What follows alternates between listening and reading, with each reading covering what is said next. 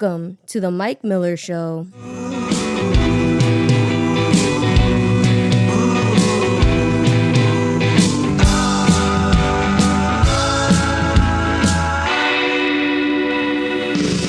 I be a good man?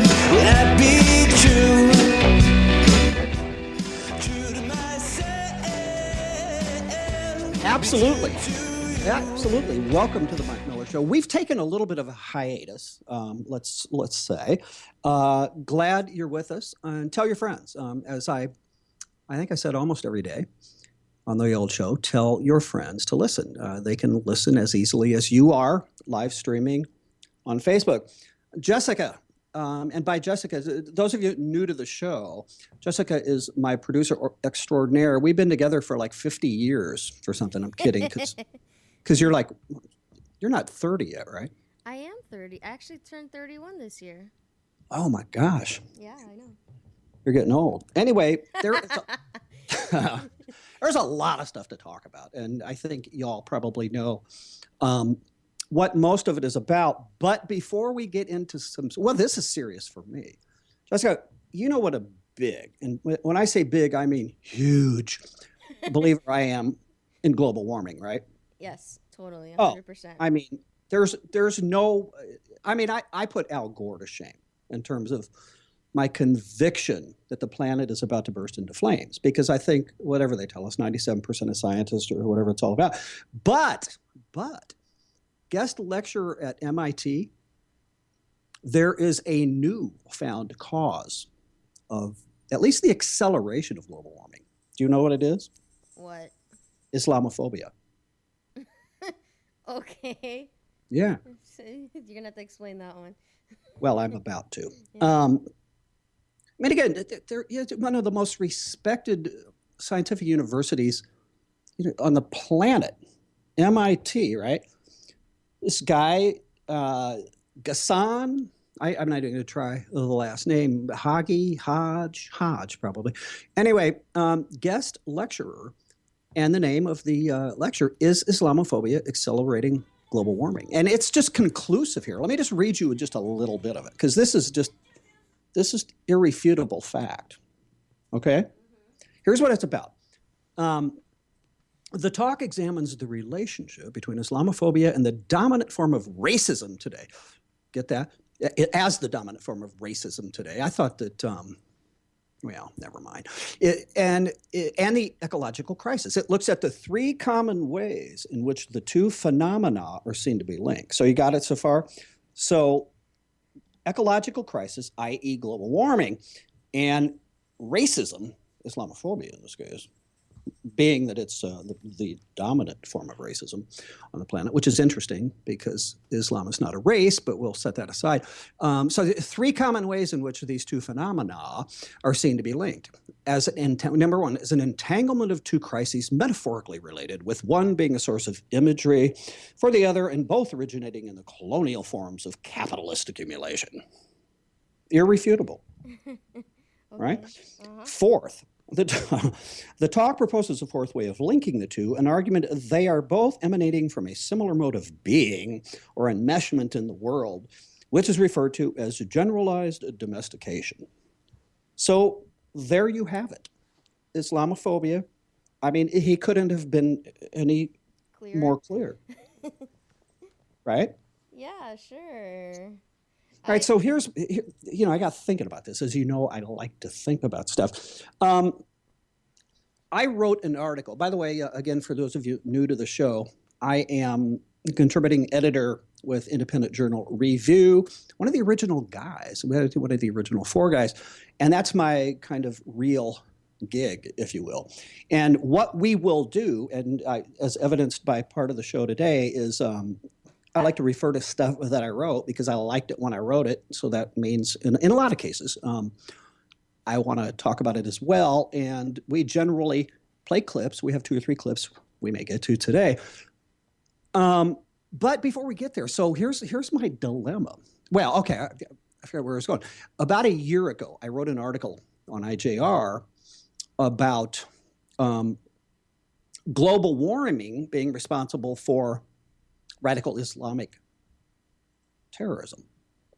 Because that was out there, right? That because of global warming, Al Qaeda, ISIS, all forms of Islamic terrorism flourishing because of global warming. Yeah, I did hear about. Yes, Yeah. I remember Oh, that, absolutely. yeah. So here's my problem. Okay. So you have Islamophobia causing global warming, and global warming caused radical Islam. Mm. So that's kind of a chicken or the egg thing, isn't it? It is. Then you Because have to see how figure out this is which why you one guys is. have to listen to me and have your friends, because this is where you get the insight to figure this stuff out. Because if I am snarky, by the way, for those of you who do not know me, but yeah, I mean, Islamophobia, to the extent that it is now, the dominant, as whatever this Ghassan says, the dominant form of racism on the planet today, it didn't exist before the towers were knocked down. So I'm having a hard time with this chicken or the egg thing, Jessica. Islamophobia causes global warming, which causes radical Islam. You could read that backwards. Yeah. Radical Islam Definitely could. causes global warming, which causes Islamophobia. It makes just about as much sense. So, I mean, I think it's hilarious how they try to put those two things together. well, I mean, again, people like this, like Ghassan, they operate on such a superior level of intellect. Mm-hmm. I mean, near Obama brilliance. Okay, That's true. that they can figure this stuff out for the rest of us. And this is kind of the stuff. I mean, you guys, I like to talk politics, and I'm just a tad opinionated, as you might guess. But we will also enlighten you along the way with this kind of stuff that you probably won't hear other places. So anyway, Islamophobia causes global warming, which in turn causes radical Islam. I do have something that I've been waiting to talk to you about. Oh, And I bet you might know what it is if you think about it. I'm not sure, but what is it? I'm just going to ease into it here a bit. I want to refer to something I wrote yesterday. I'll tell you guys the headline, and I will tell you how many people have looked at this and shared it. And it is not to brag, it is to say this is still and will continue to be an extremely charged issue. Jessica, here's my headline from yesterday. IJR. Phil Robertson has a solution for North Carolina bathroom law only a, quote, duck commander would think of. Uh-oh. Okay. You know where we're going, right? Yeah. I've been waiting to talk to you about this, as you might imagine. So Phil Robertson, patriarch of the Klan, sent out an email. He's gotten together with Citizens United. For those of you who do not know, that is a conservative nonprofit. But anyway, in an email that he wrote to conservatives. Now, here's his radical idea. He says this is a radical idea. Quote, this is Phil Robertson from Duck Commander, and I've got a radical idea. Men should use the men's bathroom, and women should use the women's bathroom. Just because a man may feel like a woman doesn't mean he should be able to share a bathroom with my daughter or yours. That used to be called common sense. Now it's called bigoted. Okay, so have at it. What do you think about what he just said? I mean, the whole bathroom thing is crazy. I mean, I- I guess I could agree with his statement a little bit. Hedging. Yeah, I honestly don't care about the whole. To me, it's like ridiculous, the whole bathroom thing. In what respect? In Oh, the I do sense- too, but I think maybe from a couple different perspectives. But in what way do you think it's ridiculous? I just think it's not something that should be like legislated, in my opinion. I mean, I feel like if an establishment wants to have a unisex bathroom, they can have Well, there it. are unisex bathrooms. There There have been are. unisex bathrooms for a long time. Oh, I agree. I 100% agree. But then there's like then there's the men's room and the women's room. Right. And as a woman, I've definitely used the men's room before just because the line was too long in the women's bathroom. So, like, I feel like now that's gonna be like trouble. I don't. It's weird to me, the whole thing. What I don't understand, and I do, from that perspective. But what I don't understand is what's wrong with what we just said. Okay, we have a unisex bathroom. Anybody can use it. Yeah. And then we have a bathroom for women who want their privacy and for men who want their privacy. I mean, I'm fine with that. That's what I was saying. I'm like, I'm totally fine with having a men's room and having a women's room, and just letting establishments make their decision on how they want to handle that. I do have a So, problem with yeah, the so if an legislating part. establishment says that we think, irrespective of your birth certificate, because that's been the issue. That's that for those that say whatever the gender is on your birth certificate, Yeah. an establishment decides, irrespective of what your birth certificate says, use whichever bathroom you want. That's okay. Yeah, I'm fine with that. Now, as I say that, as a capitalist and free market trader and the bit, that might be okay. In fact, that is okay because as we've said, back with a baker that doesn't want to bake a cake for a gay wedding, or the pizza shop here in Indiana that didn't want to cater a gay wedding reception. Supply and demand, right? If enough people get ticked off at that baker or that pizza shop, and they don't go in there anymore, then the business goes out of business. I agree, 100%. I could be down with that. I could be down with that. But see, that's not what's happening. I know that's not. That's why it's a big deal. I mean, that's what I'm saying. I'm very uncomfortable whenever it has to be like something that's legislated and stuff like that, and forcing people to do things. Which the Obama administration is doing. Yeah. I personally don't have as far as just myself. I don't care if a man uses the bathroom. But I understand that there's other people that are uncomfortable with that situation. So see, it gets down to the word rights is thrown around very sloppily these days, but the focus on the left, the so-called progressive, I always love that term progressive as it applies to the left, as if they're progressive at all. The focus on transgender, right, and rights for transgenders, or men in general. Whatever. If I feel like I'm a woman, then I'm a woman, and I should be called Michelle, or I should probably be more creative, as ex Bruce was, and come up with a completely different name. But what about the rights, in air quotes, of women who would feel uncomfortable being in a restroom situation like that, or a man or a woman sending their child, their little girl, into a restroom and seeing some guy walk in behind her? What about that? Yeah, that's what I'm saying. This is why it's like a dicey situation, because I can see how that would make someone uncomfortable.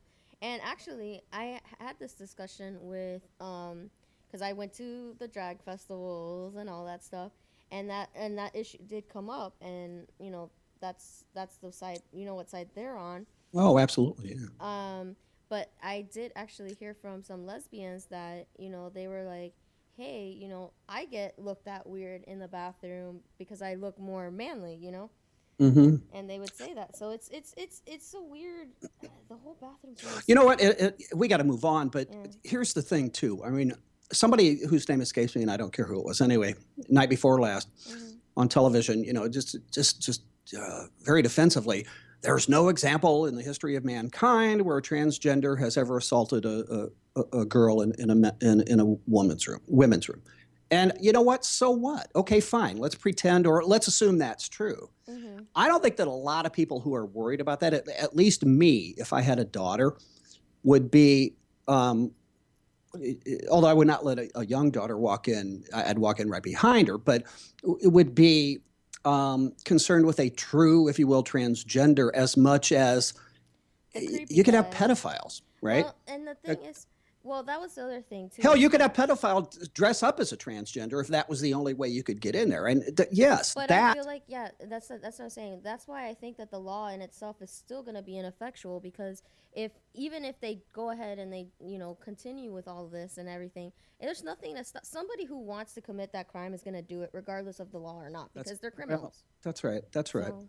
I But feel I mean, like, if you kind of, I mean, just envision a mall situation, right? And you've got whoever, it could be a 15-year-old girl that's at the mall by herself, her mom dropped her off or whatever, sitting, on one of the benches, watching the women's room, have been watching it for a while, knows that there's nobody in there, sees a young girl walk in. I mean, that kind of stuff could, I mean, it's whatever. Yeah, but to your point, sure, it's going to be what it's going to be, right? They're going to do what they're going to do. But the whole thing drives me nuts. And it's just another example of,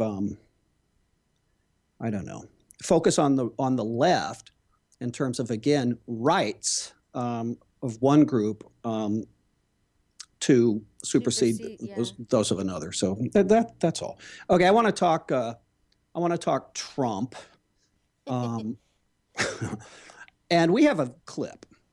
Yes. Jessica, I want to play this thing, and let me say ahead of time. Normally on a show, I want to kind of keep it to 2.5 minutes. This one is about 4 minutes long, but there's no way for me to clip it. It's the same video I put up on IJR because it just keeps getting better. And the reason I want to play it is this is quintessential Donald Trump. And this is from one of the weekend shows. And this is Donald Trump talking, I think it's with Stephanopoulos. I haven't looked at it since I wrote it, but yeah, it's with Stephanopoulos. But it's Donald Trump talking about whether or not taxes will increase on the wealthy. So Jessica, let's just hit that. And again, you guys, it's about 4 minutes. And if you haven't heard it, this is just quintessential Trump. Economy is your number one priority as president. And your tax plan is your most substantive and specific proposal out there. You've said recently again that you believe in raising taxes on the wealthy, including yourself. But your plan gives a massive tax cut to the wealthy. How do you square that? Well, it gives a massive tax cut to everybody. If you look at Larry Kudlow, he said it's a great plan. He loves the plan. But more to the wealthy than everyone George, else. and I'll say this to people. I've said it many times. I make deals. I negotiate. I put in a plan that has a massive, massive tax, bigger than any other candidate. We have to negotiate with Congress. I'm not going to be able to say, like President Obama, let's do an executive order, okay? It would be wonderful. It would be a lot easier, but you just can't do it, or you're not supposed to do it. He may do something, and what he's done will probably, much of it will be overturned by the courts. What I'm doing is I'm putting in a plan, and that's my maximum plan. That's what I want. But bottom line, do you want taxes on the wealthy to go up or down? They will go up a little bit, and they may go up, But they're going down above. in your plan. No, in my plan they're going down, but by the time it's negotiated, they'll go up. Look, when I'm negotiating with the Democrats, I'm putting in a plan. I'm putting in my optimum plan. It's going to be negotiated, Judge. It's not going to stay there. They're not going to say, there's your plan, let's approve it. They're going to say, let's see what we can do. Now, it'll be a negotiation. I will try and keep everything. What I really want is lower on business, because business we're the highest tax nation in the world, and I want lower in the middle class. The middle class in this country is getting decimated. And I will fight like hell for that. But people like me and you should pay more. Tax. I don't mind paying more tax. I'll be honest with you. I don't mind paying more tax. I've done very well over the last 10 But under your years. plan, you pay less taxes. But under my plan, it's going to be negotiated. What I'm saying is I will be submitting something like what I did in terms of concept, because it's just a concept, George. We're putting in policy, we're putting in a statement. It's a concept. And I'll tell you what the real concept is. Lower taxes for business, lower taxes for the middle class, lower taxes for everybody, and then we're going to start negotiating. So if I want to get lower taxes, which is very important to me, I'm not going to put in high taxes, and I'm not even going to put in what I necessarily want. I'm going to put in lower than I want, and we're going to negotiate. But in the end, will someone like me or Donald Trump pay more under your tax I have plan? a feeling we may pay some more, but I'll tell you, the middle class is going to pay a lot less. And I wouldn't mind paying more, George. We got to do something. I mean, I wouldn't mind paying more. But business will pay less. The middle class will pay less. We're going to bring in our money. The corporate inversion, what's going on is incredible with the companies leaving. But we have trillions of dollars outside of the country. We have a 10% tax on that money. Right now, they can't bring it back in. And by not bringing it back in, George, that's a disaster. So that's something you're willing to negotiate with the Democrats, even though you're calling for No, but taxes? that, on the money, on the trillions that are out there? No, on the taxes on the everybody wealthy. agrees. You're saying you're willing to pay more. I am willing to pay more, and you know what? Wealthy are willing to pay more. We've had a very good run. We hear all about Obama. We've had a very good run. So that would be a big change from your plan. No, it's not a change, George. It's a negotiation. Remember this. If I could get my plan approved the way it is now, I'd be very happy. It's not going to happen because we have a lot of people that are going to be negotiating this, and they don't do very well. The world, if you look at the United States with tax plans, not a lot happens. It just sort of stays the same. It's a big quagmire. One of the things I'm getting is big simplification. We're getting the lower rates. We're getting a lot of things, but we're getting massive simplification. We're getting rid of carried interest, which is, not going to make hedge fund people happy. But those people are actually going to be paying less taxes under your plan, because even though you're getting rid of the loophole, you're taxing it as regular income. We're getting rid of a loophole. Yeah, but George, by the time... It's going to go down from 23 to 15%. George, by the time it gets negotiated, it's going to be a different plan. And, I like to have my cards on the table. We're going to submit the optimum. That's what I'd like to get. We'll fight for it. But from a practical standpoint, it's going to get renegotiated, and in my opinion, the taxes for the rich will go. You cannot make it up. I mean, there is so much stuff in there that it's cartoonish.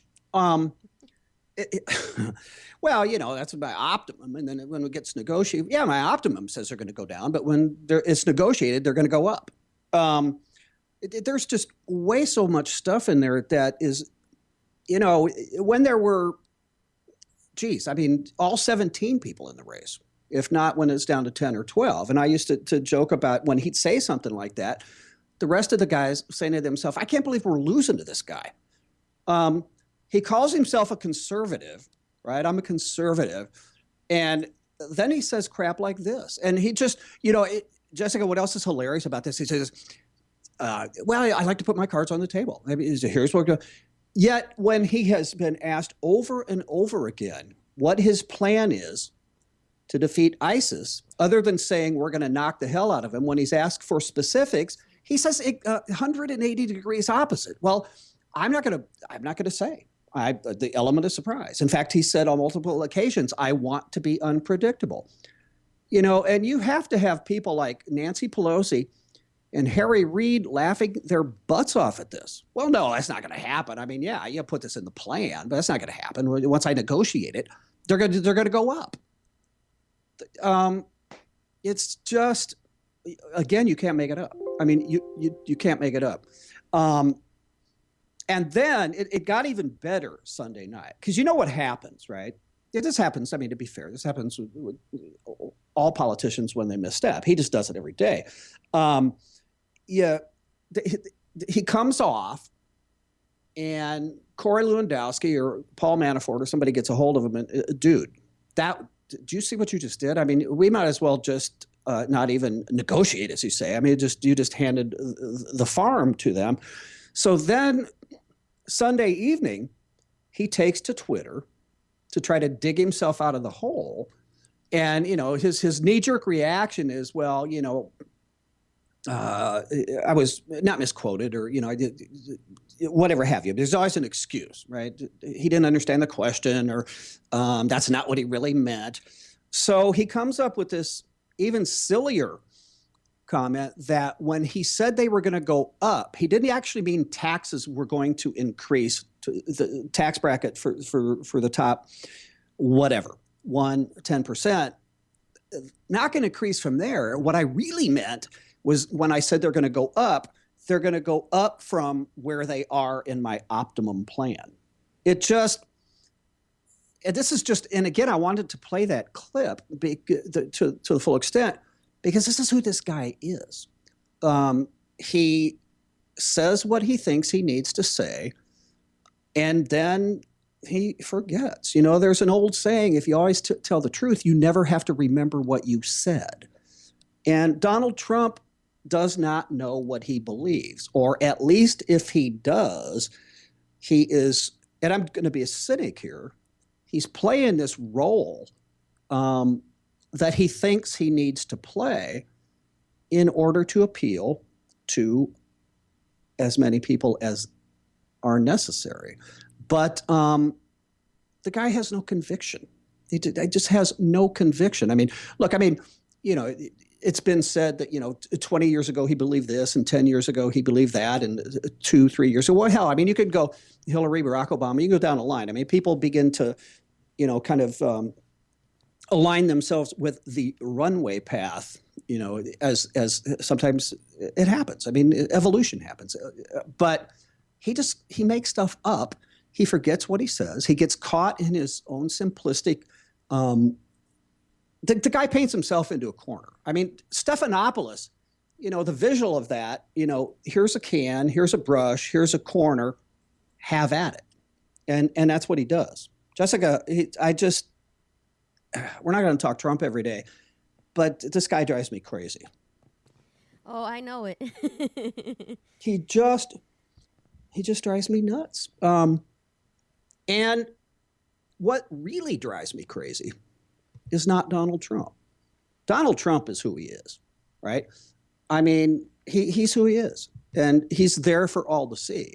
What drives me crazy are the millions of people who don't care what he says, don't care what he believes, don't care how many times he flip-flops or contradicts himself or gets caught lying about whatever. I mean, irrespective of calling everybody names and ranting and all that stuff, set that all aside. That's fine. That's a guy's praise. Not, but that's his personality.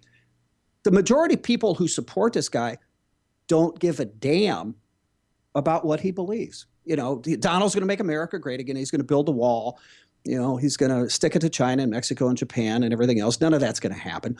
But those are the people that drive me insane. And I shouldn't be saying that because I know a couple of people who are listening and are going to listen later that are Trump fans. Huge Trump fans. Huge Trump fans. Yeah, what did I used to call them? Trumpaloompas? Yes, I quit doing that. I'm You trying did? to grow up a little bit. Trumpineers, Trumpaloompas. Carl Becker's got a new one that's hilarious. But no, I mean, now it's just hashtag Trump fan. Trump fan is Trump fan. Hillary fan, who, and again, you guys, I'm sorry, but generally I call Hillary pantsuit. I mean, that's just, I can't help it. That's the image that I have of her. But I mean, they're the same to an extent. Obama fan, Obama bot, same. They don't care. It's just, it's kind of idol worship in all three cases. Maybe to a lesser extent, Obama, there were people who kind of got over him, although his approval rating now is back up over 50%, has been for a while. But anyway, it is what it is. And I think we all know what's going to happen in November. Don't want it to, but, what are you going to do? I do know one thing. I do know someone who is not going to and would not become a vice presidential consideration. And this is not Marco Rubio. Jessica, you know which clip I'm talking about? I believe so. Yes. Yeah, go ahead and throw that up. This is. You know what? I just want to hear this, just because it's beautiful. Okay. Attention, he says, to picking a running mate. Are you willing to be vetted for that job? I think I'm pretty much as vetted as anybody in the country could be vetted already. So I think there are so many other great people out there in America who can serve in this position. I think if someone wanted to choose me, they already know who I am, what I stand for. They wouldn't be in for any surprises. So if he wanted to talk to you about the gig, your phone is right there. Well, I want to help and not hurt, and I am such a realist that I realize there are a whole lot of people out there who say anybody but Palin. I wouldn't want to be a burden on the ticket, and I recognize that in many eyes I would be that burden. So I just want the guy to win. I want America to win, and I don't know if I'd be the person that would be able to help him win. Tina Fey, ladies and gentlemen. That was a Tina Fey moment. It was. I mean, feel like we're gonna see that very. You know what? To her credit, though, and you guys, I'm not a big Sarah fan, but to her credit, she hit the nail square on the head. Anybody but Palin. I mean, there are people out there. So credit to the Rogue or Maverick Rove or Rove Maverick or whatever the hell. So yeah. Not going to be on the ticket. Marco Rubio not going to be on the ticket. Probably you know who should, Susana Martinez, but we'll talk about that stuff along the way. maybe Nikki Haley, but I think Susanna Martinez would be a good choice. I want to talk a little bit about Brad Thor. Do you know who Brad Thor is? Conservative author? I do not know. Yeah, conservatives revere this guy, and he's just a solid guy. I put this up. He's author, he's speaker. I put this up on IJR this morning, not that long ago. But he has a test, what he calls a litmus test for Hillary and Trump. And I don't like to read stuff on air because that's kind of Radio 101, right? Don't read to people, tell them where to go read it. But it's just a little bit of this thing. And he put this up on as a dear friend, kind of an open letter on Facebook yesterday. And he says he tweeted the link. In the tweet, he says, "I have taken a stance which I know is unpopular with some of you, and which I feel I owe you a full explanation. I want to just do a little bit of it. Throughout history, charismatic figures have appeared at critical moments in time. Some of these figures have advanced their nations. Some have set them back. Only with the benefit of hindsight is mankind able to make the final judgment." This guy's obviously kind of a good writer. I have long been a fan of saying history doesn't repeat, but it does rhyme. In other words, history leaves clues, lessons that we can all benefit from. As an American, my greatest allegiance is to liberty. As long as there is liberty, no task is insurmountable, no challenge too overwhelming. As long as there is liberty, anything else is possible. Everything else is possible. Liberty is my litmus test. I weigh all actions of my government and those who seek office against it. The ledger of freedom is incorruptible. Its pages open for anyone to examine and, most importantly, to learn from. So he goes on and talks about things he's done and so forth. And he says, and so I come to my explanation. When I apply the litmus test of liberty to Donald Trump, he fails completely. In fact, he has not only failed to ever stand for liberty, he has repeatedly worked to undermine it. From supporting an assault weapons ban, the seizure of private property, the eminent domain, to restructuring liberal libel laws and socialized medicine. And again, he just goes through an entire list. And he's not a Hillary fan either. Donald Trump is not the best among us, nor is Hillary. They are both incredibly flawed human beings whom we should be equally ashamed of. He goes on, and it's all tremendous. But let me get to this part. He says, I value all of your friends. Okay, that's not it. Never mind. He says, okay, here it goes. He goes, let me be clear that I don't want to vote for Hillary. I will not vote for Donald Trump. My preference is to write in a vote, third-party candidate. I think they are both terrible for our future. Now, the reason I read that, and again, tomorrow we'll talk less Trump, because maybe we'll talk more Hillary tomorrow. What do you think?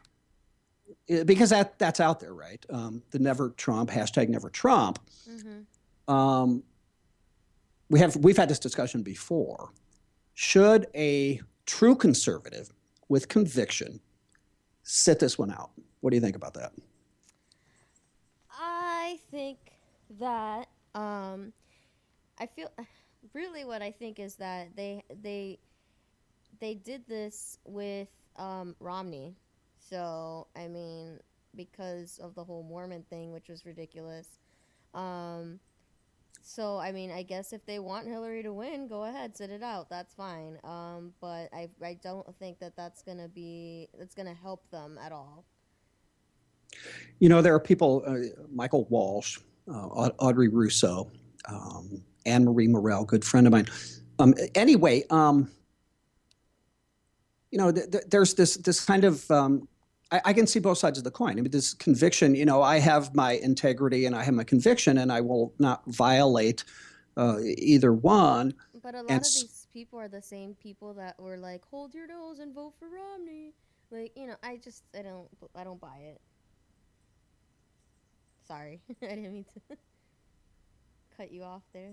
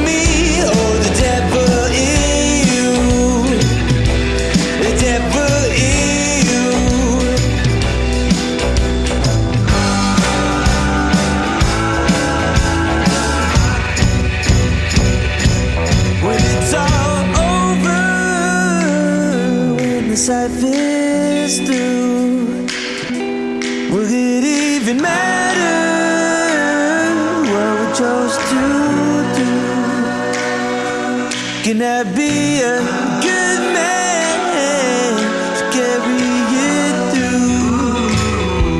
To carry it through. To carry it through. To carry it through. Can I be a A lot of these people are the same ones that said, hold your nose and vote for Romney. Yeah, you know what, again, I probably people who don't know me think I've just done a 30-minute infomercial on do not vote for Donald Trump, but I don't want Hillary Clinton to be president. So I will, as you say, hold my nose and vote for Donald Trump. And the dude is unpredictable, but Hillary isn't. That's true. We do know what Hillary would do. We do know what Hillary will do. We know what Hillary will do relative to immigration. We know what Hillary will do, although not what Bernie would do, relative to taxation, social programs, Obamacare, and on and on and on. We know what Hillary would do in terms of expanding the size of the government. And as crazy as Donald Trump seems to be to me sometimes, and when I say crazy with a small c, I mean, yeah, I would rather we take our chances there. And I think that's probably not an opinion that millions of the Never Trump folks, I endorsed Romney. I'm sorry. You got me thinking Romney, Ted Cruz. But, Ted didn't win. No, he did not. Huh? No, he definitely did not. No, and I understand Rubio's position. I understand Jeb Bush's position, Mitt Romney's position, and I respect it. But Hillary, you'd rather have Hillary Clinton as president. And I get the conviction thing. I mean, I get the whole deal. I think a lot of I think there's two things going on though. I think one of it is the establishment people aren't getting their way, so they're having a temper tantrum, and and they would rather have Hillary than Trump because she's another establishment person, so they're fine with that in that context. Well, I think that context is, and you bring up a good point. I mean, there is not this brick wall at the 50-yard line. You got the Democrats on one side and the Republicans on the other. You may have a couple of fences on about, the 15 on each side of the field, maybe the 20 or the 30 or whatever have you, but everywhere in between are the people you're talking about, the establishment people, right? Yep. The Hillarys and the John Boehners and the Mitch McConnells and even the disgusting people like Harry Reid. That's the power base. So, yeah, that's right. And, Trump being hit from both sides, right? You have the establishment Republicans, Paul Ryan and the like, although that fence will be mended. They're already, Donald Trump even talking conciliatory about Paul Ryan and to an extent vice versa. But so Trump being hit by the establishment, but Trump, his larger problem, in my humble opinion, are true conservatives who will refuse to vote for him. It's the hashtag Never Trump. That will be the equivalent, and I would not be surprised if the number wasn't larger than those who sat home and did not vote for Mitt Romney. That is interesting. I do think, I don't know if it would be larger than the people that sat home at Mitt Romney. Yeah, I don't know. Like I said, my humble opinion. But the thing that's interesting to me, well, it's not interesting. It's just that I think a lot of people still think of this in terms of, a national election, which it is not. It's 50 state elections, as we know. But Bill Hemmer on Fox News has, how they all stand at these big boards now and the touch screens? Yeah. Bill Hemmer has one, and they do these what-if scenarios. He goes, well, if Trump wins here and doesn't win here but wins here and here, and then the Electoral College vote changes automatically down in the bottom corner. Yeah. the path to victory for any Republican, let alone Donald Trump, to 270 electoral votes is growing narrower and narrower. That is true. And, you know, we all hear about Ohio and Florida and to an extent Pennsylvania. But it's, I mean, at best, in my humble opinion, again, it is a long shot. So one would think that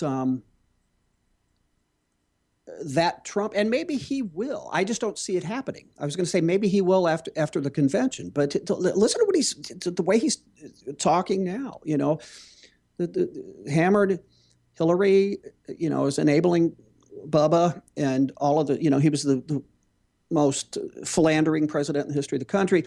That all is true. But is it in his best interest to do that the way he's doing it?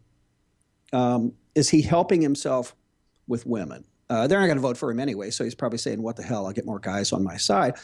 I just don't think that this guy makes wise decisions. And it's just, you know, I don't know. I don't know. I just, I do not have a good feeling for November. And I think that, It's definitely been a show. That's for sure. I don't know what is going to be in store for us, but at least it's been entertaining. You know what's interesting about it too? I think he could be effective with the argument against Hillary if it wasn't ranting and raving all the time. If he would just say, folks, think about it, right?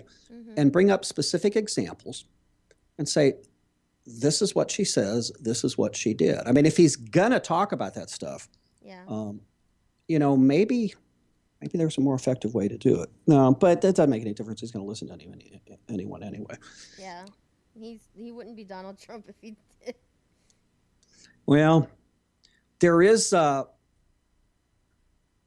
one potential saving grace for this thing. I mean, where this he may pull it out. Mm-hmm. If Indian Hindus are asking their gods to help elect Trump. Really? Yeah. That's interesting. About a dozen members of the right-wing Indian Hindu group, name being something here, lit a ritual fire and chanted mantras Wednesday, asking the Hindu gods to help Trump win the U.S. presidential election. Wow. Here's what they said. This is Vishnu Gupta. I think I said that right. Quote, the whole world is screaming against Islamic terrorism. Here we go with Islamic terrorism again. And even India is not safe from it, which is probably true. The group is Hindu Sena, I think. Only Donald Trump can save humanity. That's what these Hindus think. Wow. That's a bold statement. I know it. Members of the group gathered on a blanket spread out in a New Delhi protest park, along with a collection of statues depicting gods, including Shiva and Hanuman, as well as photos of a smiling Donald Trump. Those things go together, right? Which of these is not like the other two? But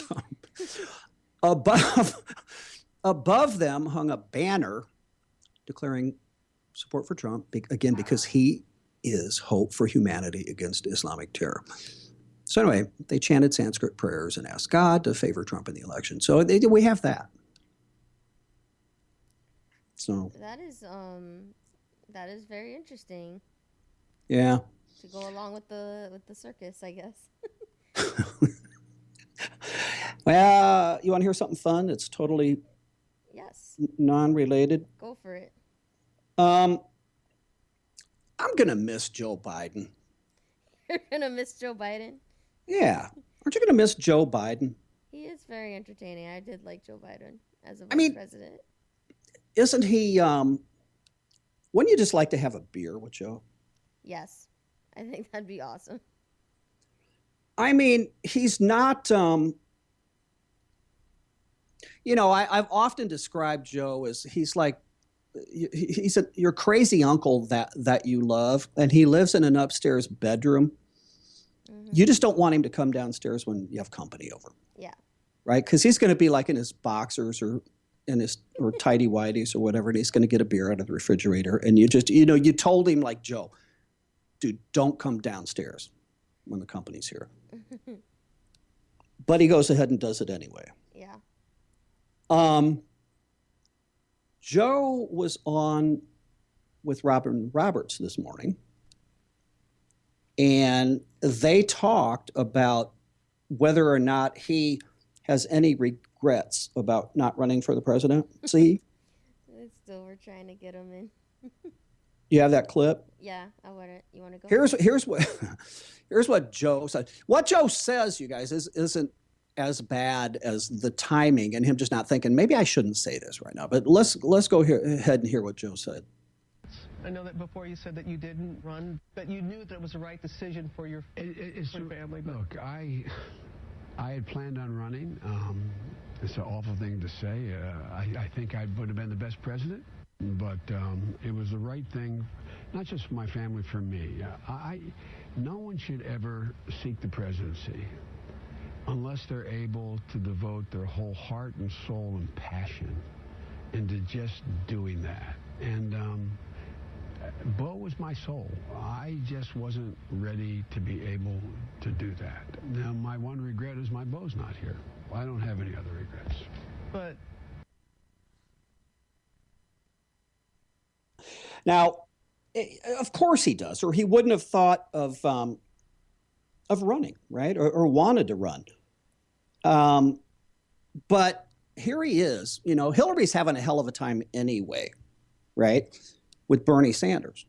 Mm-hmm. And so he's saying, I would have been the best candidate. And they're playing this almost on a loop on cable news today. Great. You know that didn't make Hillary and or Obama that happy. Yeah. So they're like, dude, really? Yeah. It's just so like I said, I'm gonna miss the guy. I put that clip on IJR earlier, and I included the one. Do you remember him doing the? It doesn't work as well on. Well, no, I guess it does, but I didn't send you the clip.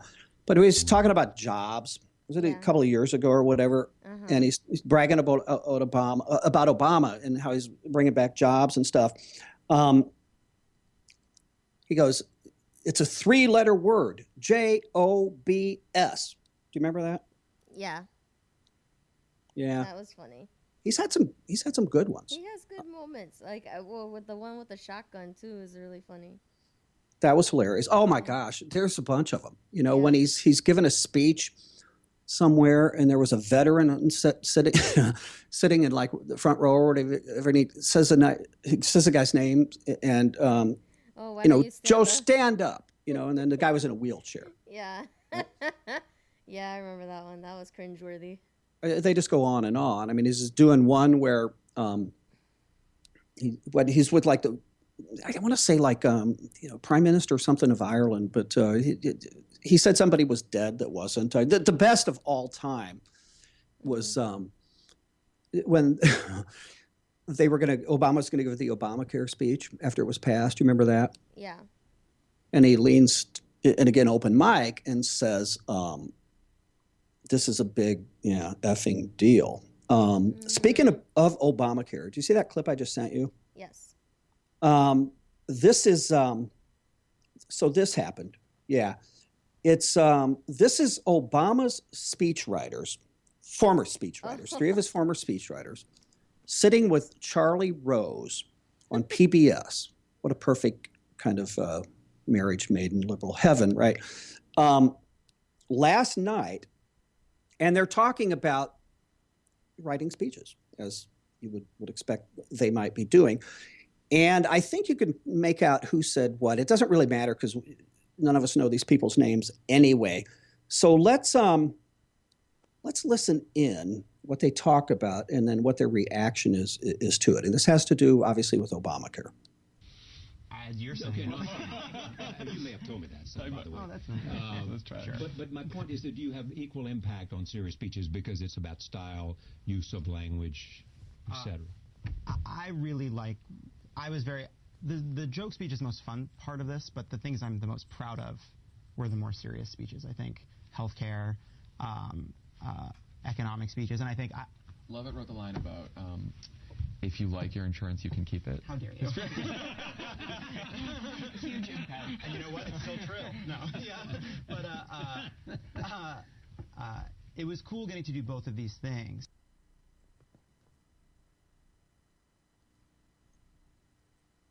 Jessica, did you? Yeah. Did you? That was hilarious. He's like, oh, the Obamacare speech with the yeah. He's like, oh yeah, it's not. It's gonna cost less.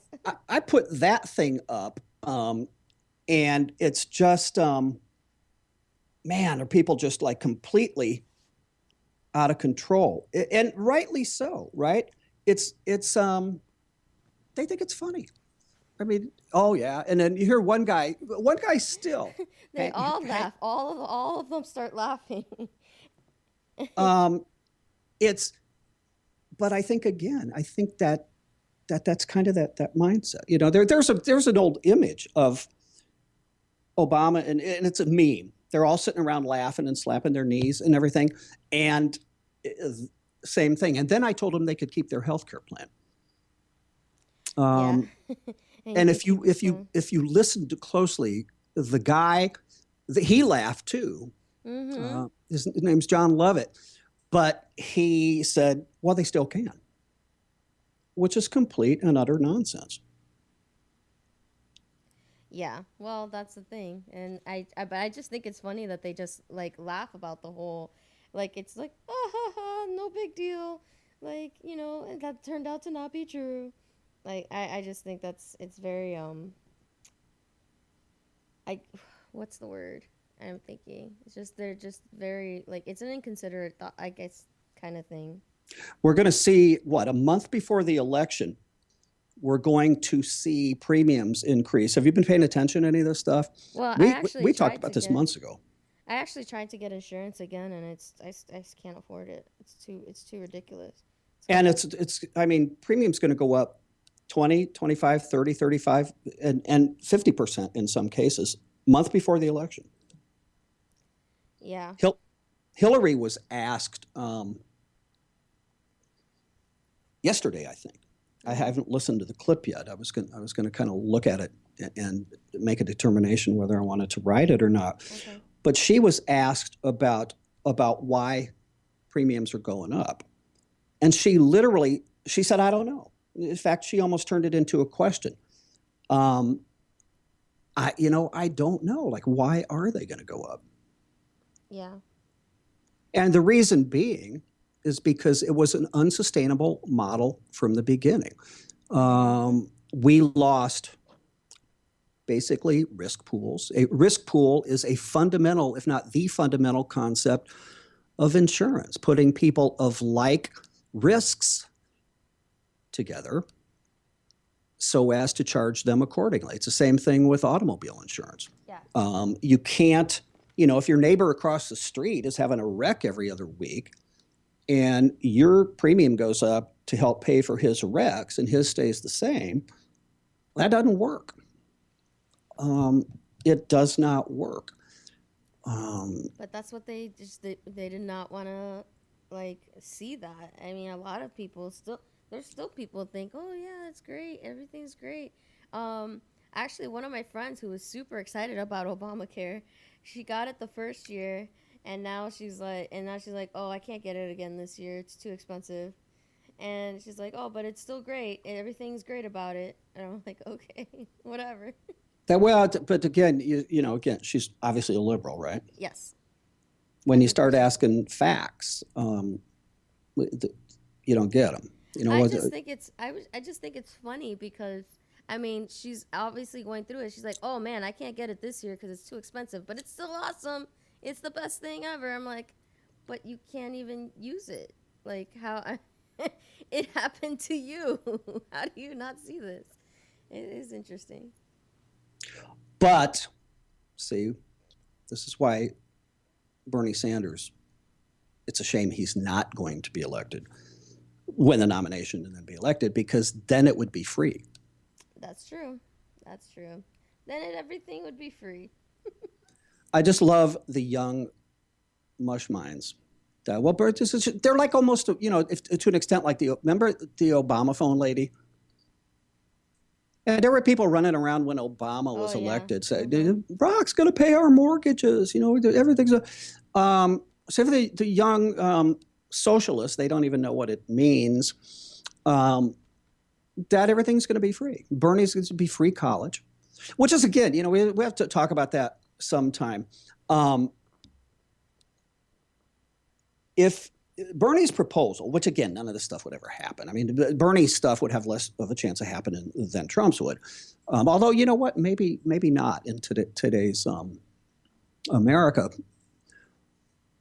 But Bernie's proposal is free college, right? Undergrad college, public universities. Yeah. Apparently, he could care less. That, first of all, again, never going to happen, right? Never going to happen.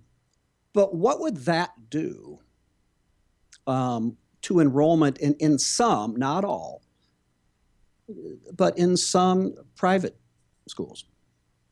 I mean, the enrollment's going to go away. Yeah. Well, it would definitely go down. I mean, there would still be scholarships and the like. But what about people that would prefer to go to a private school who don't get scholarships?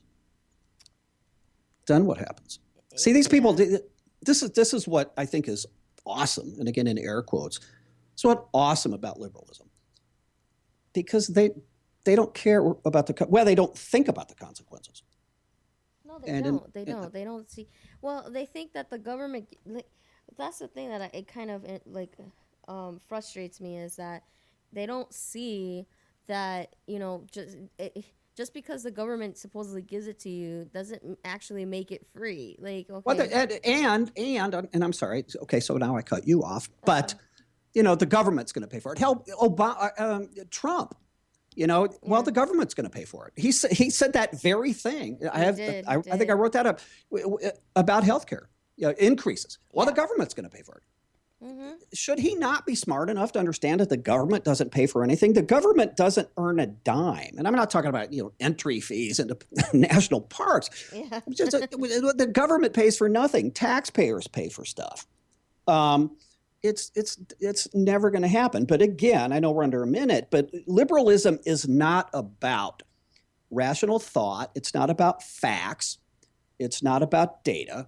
It's about emotion. It's about this is what would be happening in Shangri-La in a perfect world where unicorns are flying over rainbows. They don't care. They don't think about it because we have to do what's right and what feels good. Anyway, I don't know if it feels good, but we're out of here. We're under 30 seconds, so we're glad to be back. We're going to do Monday, Wednesday, Friday for a while. I decided that based on my work at Independent Journal Review and so forth, that's what we need to do. But you guys, thanks for listening. Tell your friends. We'll be back Friday.